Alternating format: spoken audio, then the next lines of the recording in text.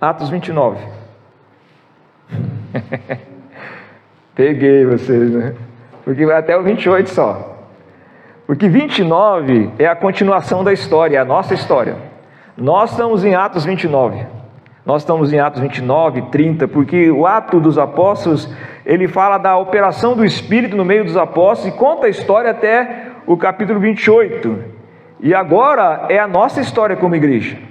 Nós estamos ainda vivendo a vontade de Deus, nós estamos ainda fazendo a obra que aqueles irmãos começaram lá há mais de 2.000 anos atrás.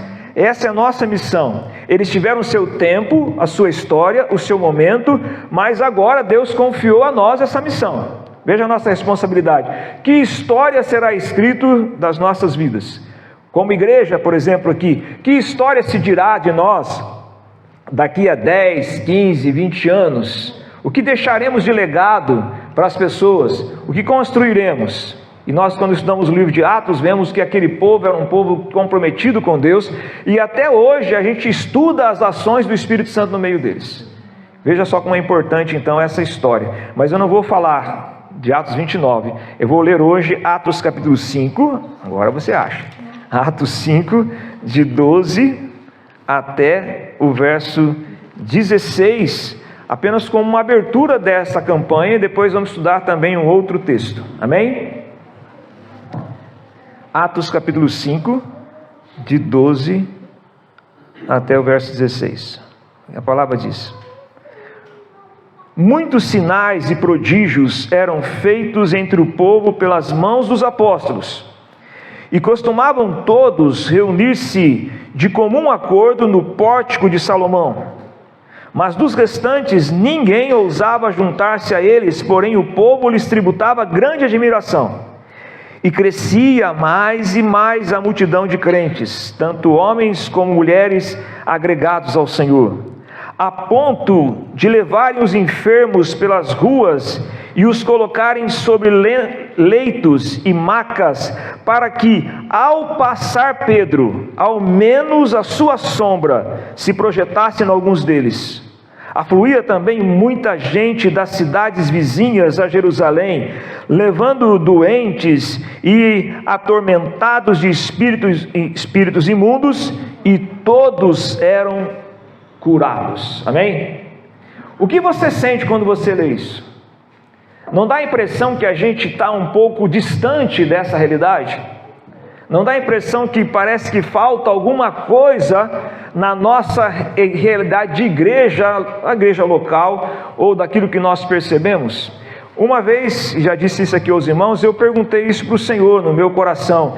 Eu perguntei para Deus, por que, Senhor, era tão comum na igreja primitiva os milagres, os prodígios, a unção do Espírito, as conversões, as libertações, e na igreja atual isso é tão raro e às vezes até falsificado?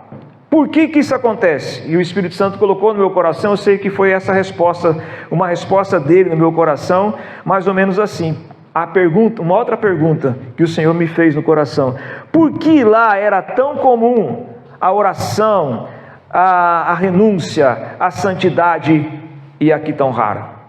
Quando eu pergunto para o Senhor, por que lá era tão comum isso? O Senhor me pergunta também, por que aqui é tão raro essas coisas que lá era comum? Aquilo que eles faziam e viviam é tão distante do que nós vivemos.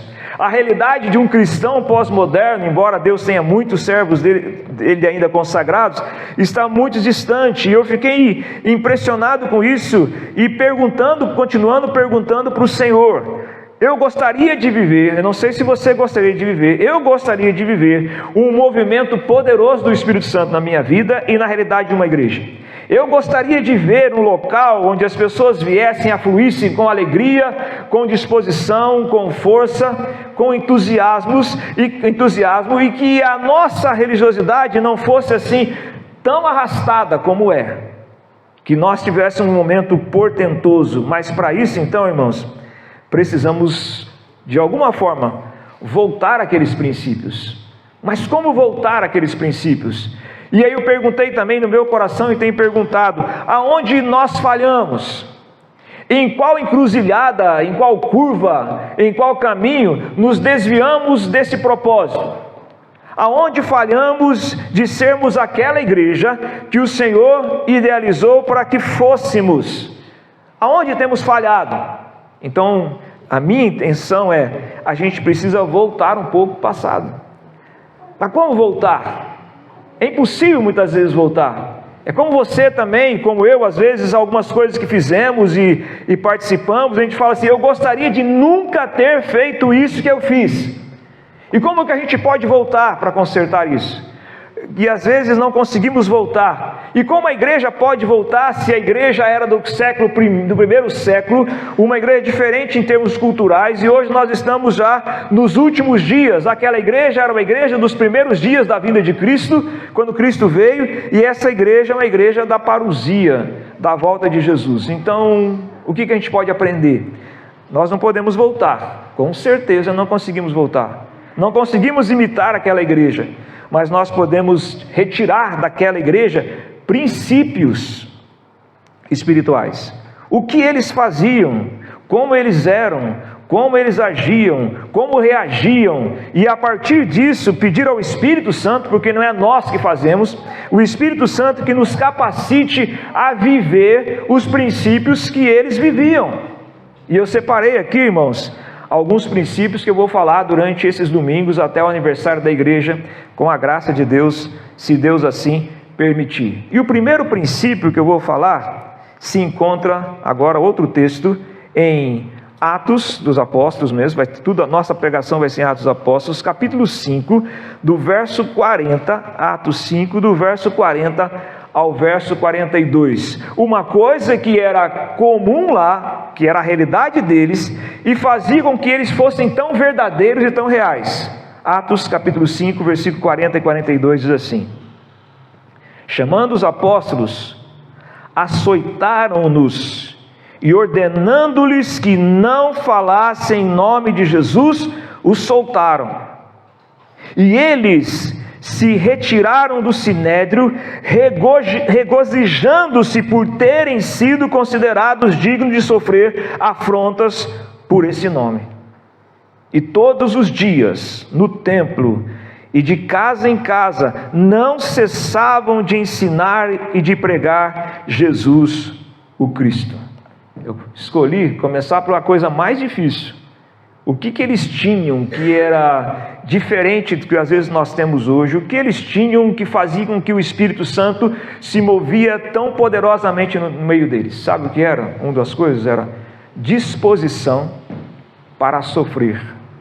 Eles estavam dispostos a pagar o preço, dispostos a sofrer a implicação da palavra de Deus. E você vai ler o livro de Atos, se você já leu, ou se não leu, vai ler, e você vai ver nesse livro que as palavras prisão, ameaças, açoites, perseguições, eram palavras comuns no meio deles. E você vai perceber que mesmo em meio a tudo isso, olha o que o texto diz no verso 40, eles voltam, depois estavam presos, foram açoitados, foram espancados, e eles voltam dizendo no versículo 41, e eles se retiraram do sinédrio, regozijando-se, por terem sido considerados dignos de sofrer afrontas pelo nome de Jesus. Eles não se alegraram porque apanharam, mas eles se alegraram porque apanharam ou sofreram por causa desse nome poderoso. Ou seja, eles estavam dispostos a fazer qualquer coisa, a viver qualquer coisa e pagar qualquer preço pelo nome de Jesus. Disposição para sofrer. Então fica evidente que eles tinham essa disposição. Eles não queriam sofrer. Eles não tinham uma religiosidade masoquista. Eles não queriam e não gostavam de sofrer. Eles não amavam sofrer, mas eles estavam dispostos a sofrer as implicações do Evangelho, o preço e as implicações do Evangelho. Às vezes nós tomamos uma posição diante do Senhor, falamos que somos cristãos, mas não fazemos o mínimo. Não pagamos o preço, não no sentido de pagar o preço, porque o preço foi pago na cruz, mas de sofrer as implicações do Evangelho.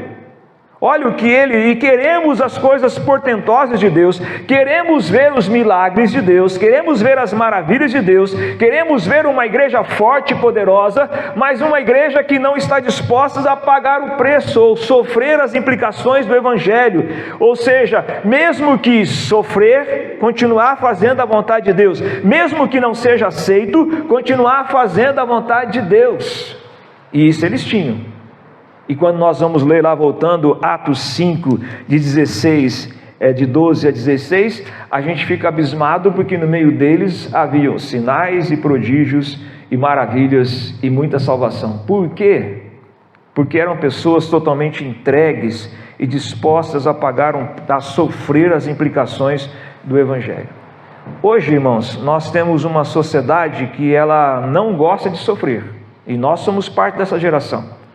Nós detestamos sofrer. Nós temos uma geração que é chamada hedonista.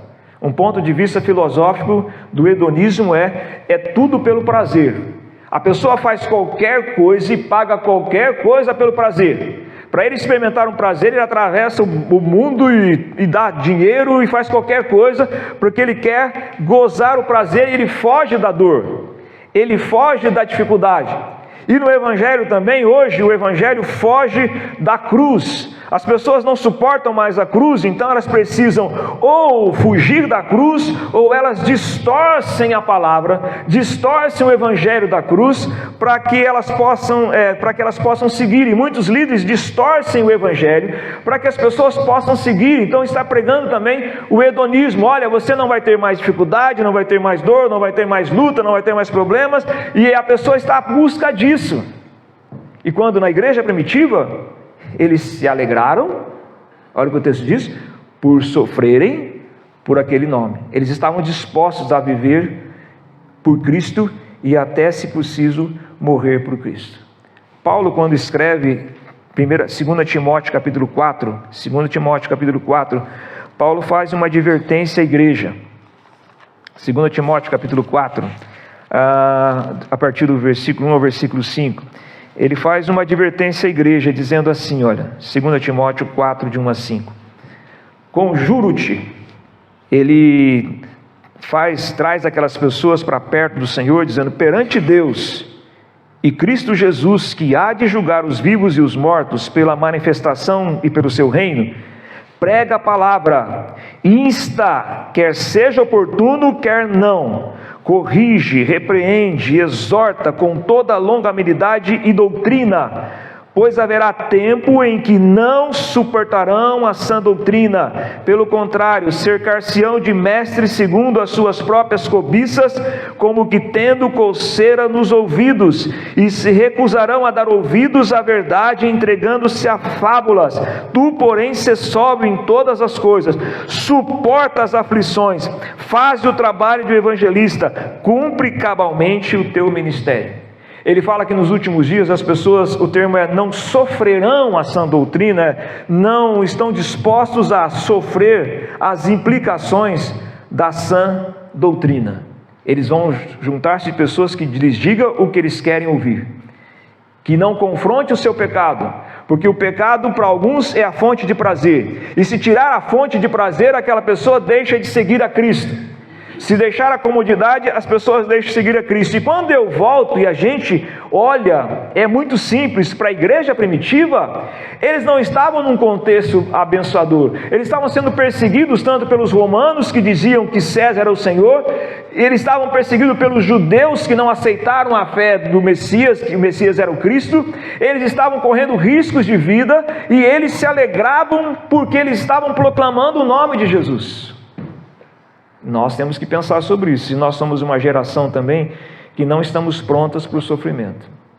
E às vezes alguma coisa acontece errada em nossas vidas, a gente abandona a fé, porque a gente acha que a vida é aqui e nós não queremos pagar o preço e as lutas que nós temos que ter.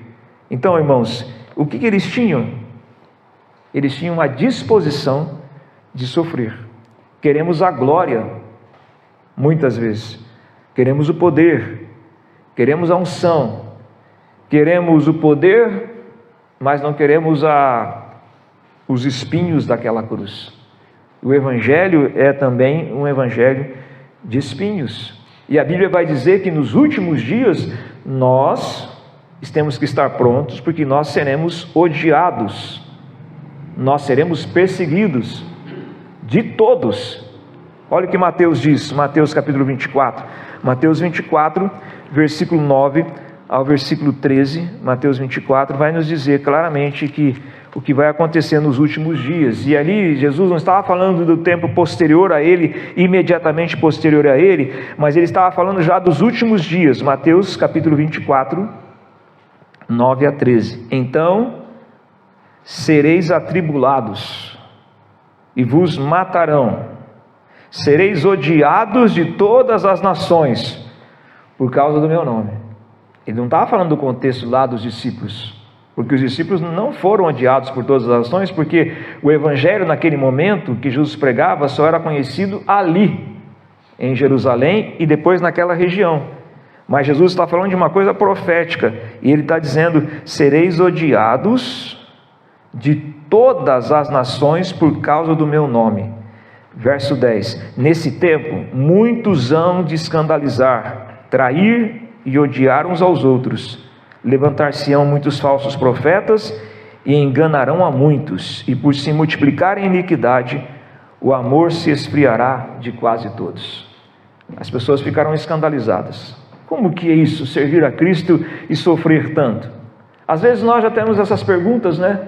Algumas coisas acontecem em nossas vidas e a gente fala: eu estou servindo, por que acontece? Porque a gente não está pronto para sofrer. E eles perguntarão: por que eu sofro? Porque eu estou sofrendo?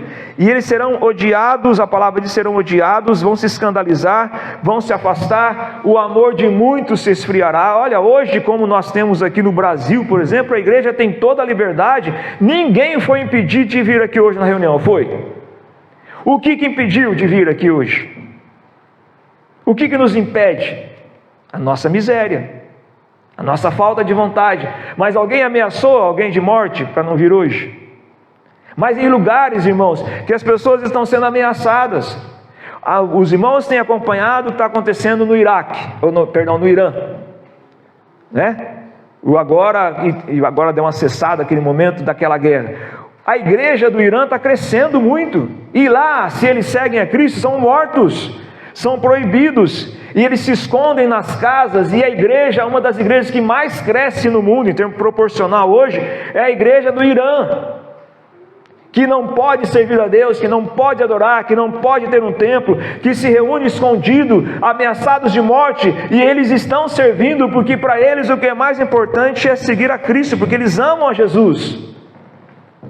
Então, uma reflexão para nós, antes, no início dessa campanha: a gente quer uma igreja igual à igreja primitiva? A gente quer uma igreja onde pessoas se convertam e enchem esse lugar e temos que sair daqui?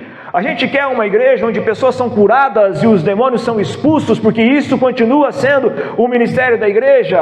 A gente quer maravilhas e sinais? Então a gente tem que estar pronto também para pagar um preço, sofrer, estar disposto a sofrer por o amor do Evangelho.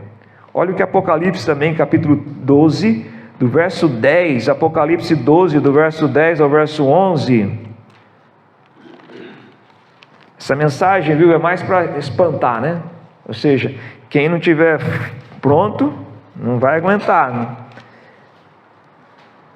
Apocalipse 12, 10 a 11, vai falar das marcas daqueles que venceram. Lá já está falando de uma coisa futura no Apocalipse. Olha o que diz a palavra, Apocalipse 12, é isso, 10 a 11. Então ouvi grande voz no céu, proclamando: agora veio a salvação e o poder, o reino de nosso Deus e a autoridade do seu Cristo, pois foi expulso o acusador dos nossos irmãos, o mesmo que os acusa dia e noite diante do nosso Deus. Eles, pois, o venceram por causa do sangue do Cordeiro e por causa da palavra do testemunho que deram, e mesmo em face da morte não amaram a própria vida. Por que eles venceram?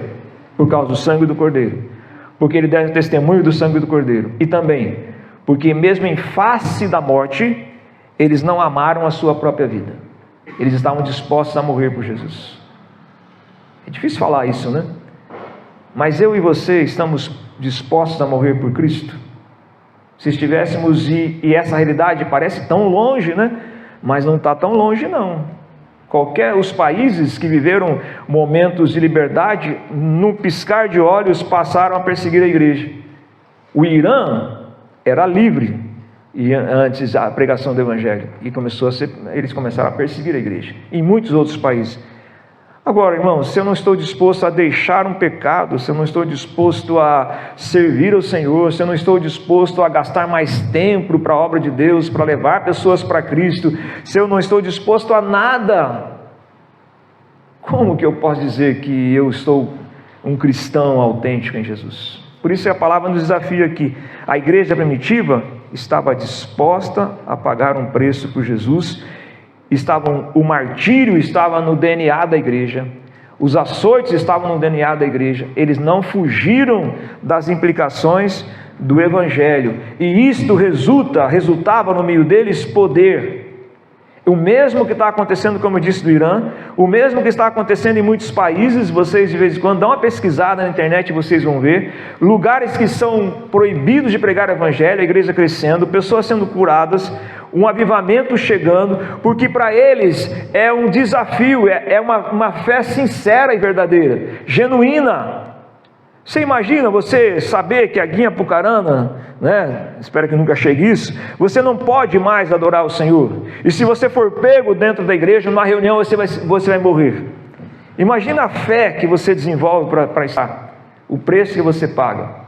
É isso que eles vivem. E hoje no mundo islâmico, por exemplo, entre os muçulmanos, eles estão tendo experiências tremendas com Deus. Tremendas com Deus. Lá na Palestina, mesmo ali na faixa de Gaza, na Palestina, na faixa de Gaza, que vocês estão acompanhando também essas guerras, muitos muçulmanos estão tendo visões e revelações e dizendo assim: um homem alto, vestido de branco, me disse: eu sou Jesus, e mandou eu procurar você, pastor. 20 homens procurando os pastores, dizendo: nós vimos, ele veio e falou conosco, eu sou Jesus, procure esta igreja que ele vai te ensinar sobre mim. Coisas maravilhosas, no meio da luta e no meio da dor. Na realidade, irmãos, a gente tira coisas melhores do nosso celeiro quando a gente está em dor mesmo. Quando a gente está lutando, a gente aprende como nós dependemos de Deus.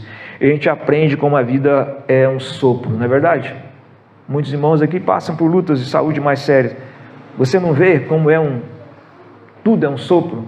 E a gente começa a crescer e construir a nossa fé mais verdadeiramente. Então esses homens, irmãos, mulheres, eles não se venceram, não foram vencidos pelo sistema, eles não se venderam ao medo, eles pagaram o preço e eles experimentaram coisas também poderosas de Deus.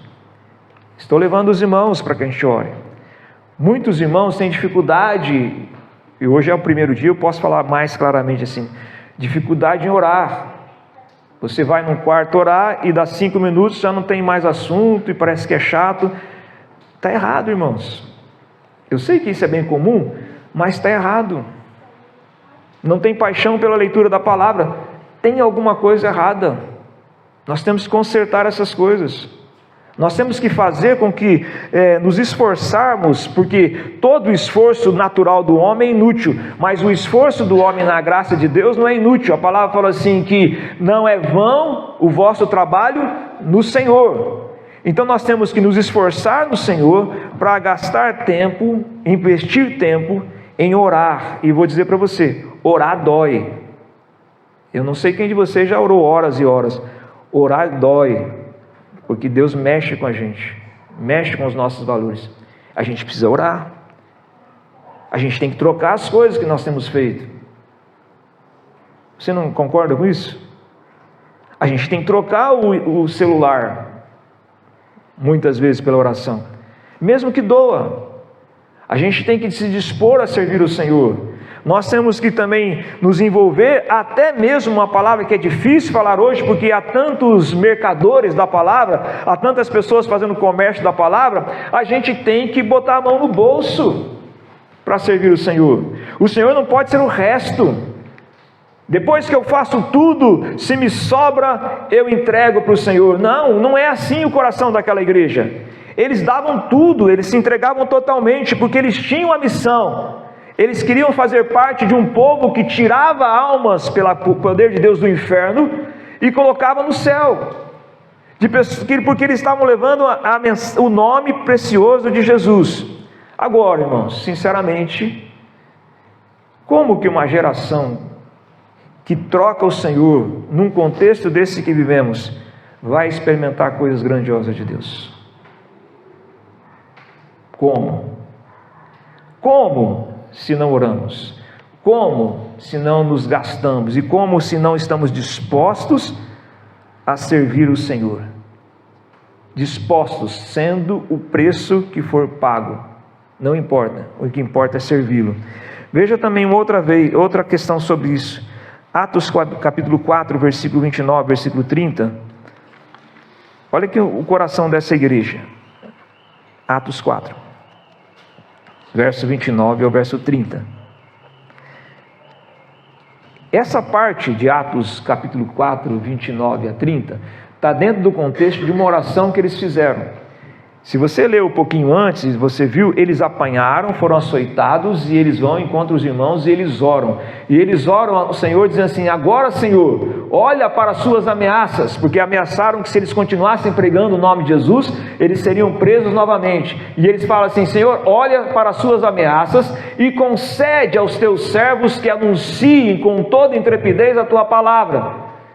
E enquanto estendes a mão para fazer curas, sinais e prodígios por intermédio do nome do teu santo servo Jesus. O que eles disseram: olha, Senhor, o Senhor cuida dessas ameaças, e enquanto nós anunciarmos a tua palavra, o Senhor estende as tuas mãos para fazer curas, sinais e prodígios. O que eles diziam era: Senhor, o Senhor vai cuidar dessa perseguição, nós vamos pregar a palavra, e o Senhor opere entre nós sinais e prodígios, porque eu não posso operar sinais, você não pode, é o Senhor. Então, eles estavam dispostos, eles não se importavam das lutas, das perseguições, contanto que o evangelho fosse pregado, irmãos. Quem fez a diferença no mundo, na história da igreja, são homens e mulheres que pagaram um preço, são homens e mulheres que disseram que em primeiro lugar é o reino de Deus. Buscai, pois, em primeiro lugar o reino de Deus e a sua justiça, e as demais coisas vos serão acrescentadas. Era uma geração que estava disposto a tudo por amor a Jesus. Então tinham disposição para sofrer. Você tem disposição para sofrer ou não? A gente fica pensando assim: não vou aguentar. O Espírito Santo vai dar força, mas a gente tem que ter a disposição para pagar o preço. A gente tem que estar aberto para pagar o preço, para enfrentar as lutas por causa do nome de Jesus. Agora, por que não há muita perseguição na igreja hoje? Pelo menos uma perseguição mais clara, tem uma perseguição velada. Porque hoje, irmãos, a igreja não é perseguida. Pelo menos no contexto do Brasil, nós temos uma igreja seduzida. A igreja não tem perseguição, mas a igreja tem sedução.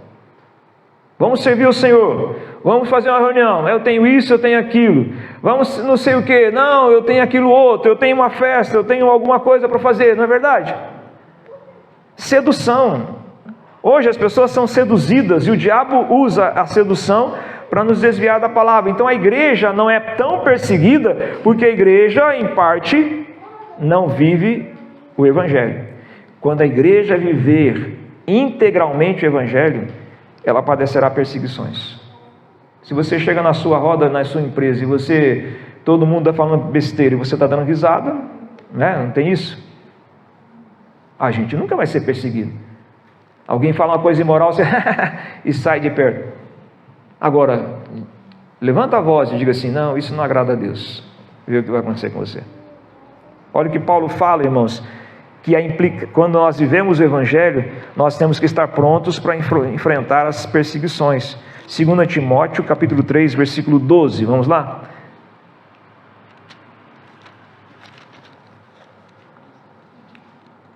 Segunda Timóteo 3,12. Ora, todos quantos querem viver piedosamente em Cristo Jesus, olha, que nem uma boa notícia, né? Serão perseguidos. Que mensagem de marketing, né? De coach diferente, né? Falar para a pessoa, você quer seguir Cristo piedosamente, você vai sofrer perseguições.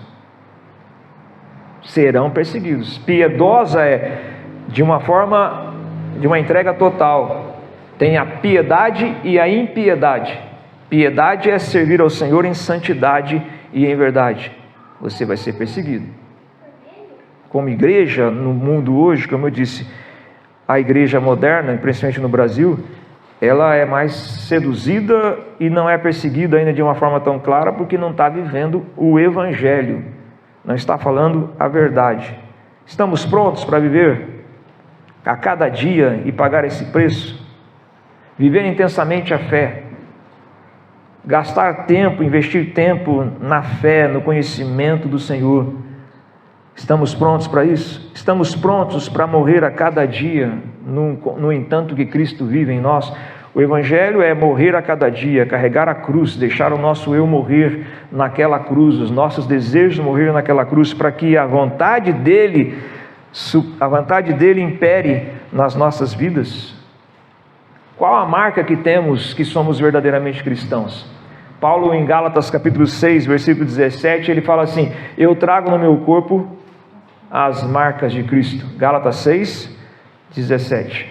Dá uma olhadinha lá. Ele tinha marcas, dá para achar, irmã? Gálatas 6, 17. Já estou indo para o final. Quanto ao mais, ninguém me moleste, porque eu trago no meu corpo as marcas de Jesus.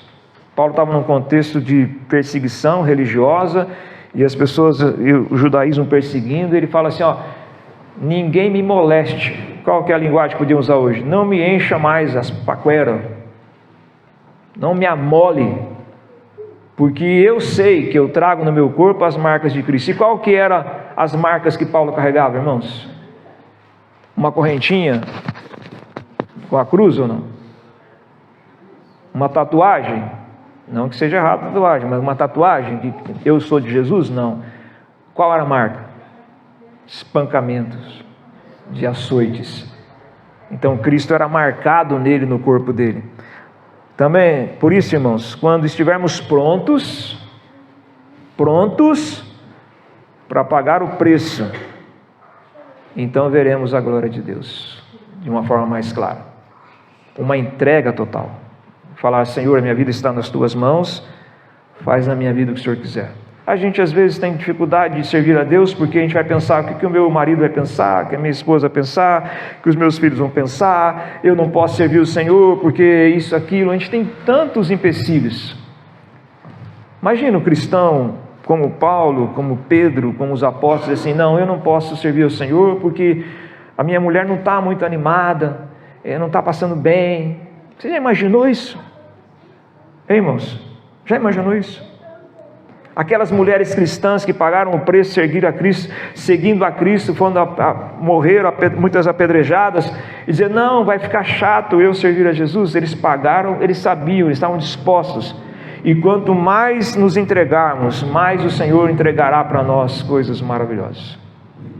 Quanto mais entregamos à disposição do tempo da oração, o Senhor vai entregar para nós coisas maravilhosas. Ninguém pode ver a glória de Deus se não estiver disposto também a sofrer com Ele. Jesus disse, quem comigo sofre, quem comigo sofrer, comigo reinará. Amém? Então essa é uma marca, a primeira marca que eu queria deixar com os irmãos. Atos, capítulo 5 aqui, né? Atos capítulo 5. Eles estavam dispostos a sofrer por causa de Jesus. Disposição para sofrer. Guardou? Depois, semana que vem, vamos para outras. E vamos para pelo menos 8 princípios da palavra que faziam que aquela igreja fosse uma igreja cheia do Espírito Santo de Deus. Você quer ser cheio do Espírito Santo? Amém, irmãos? Você sabe o que é isso? Nós vamos aprender o que é isso também, porque muita gente nem sabe o que é isso. Vamos aprender sobre o Espírito Santo. Você tem orado? De novo eu insisto aos irmãos, mas por que o pastor tem que falar? Porque eu sou pastor e Deus me pôs aqui para falar, né? Não é verdade? E se eu não falar, um dia eu posso sair daqui e eu não sei o que pode acontecer e eu deixei de falar. E eu vou dizer para os irmãos, se nós queremos mudar a realidade da nossa igreja, das nossas vidas, primeiro princípio, fale para o Senhor, eu estou disposto a fazer qualquer coisa que o Senhor quiser que eu faça. Não é que o pastor queira, não é que a religiosidade queira. O que Deus te pedir, eu não sei o que Deus vai te pedir, você tem que dizer para Ele, eu estou disposto a fazer o que o Senhor quiser que eu faça, não importa o preço que eu vou pagar. Podemos orar sobre isso? Feche os seus olhos e ore um pouquinho em nome de Jesus.